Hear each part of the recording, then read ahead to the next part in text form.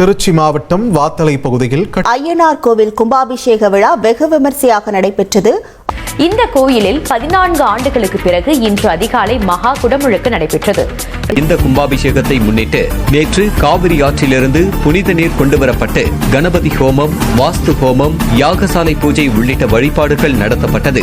இன்று 2ஆம் கால யாக பூஜையுடன் மூலஸ்தானத்தில் உள்ள கோபுர கலசத்தில் புனித நீர் ஊற்றி மகா கும்பாபிஷேகம் நடைபெற்றது. இந்த நிகழ்வில் ஏராளமான பக்தர்கள் பங்கேற்று கோபுர தரிசனம் செய்தனர். ராஜகோபுரத்தின் 7 கலசங்கள், கோயில், விமானங்கள் ஆகியவற்றுக்கு குடமுழுக்கு நடைபெற்றது.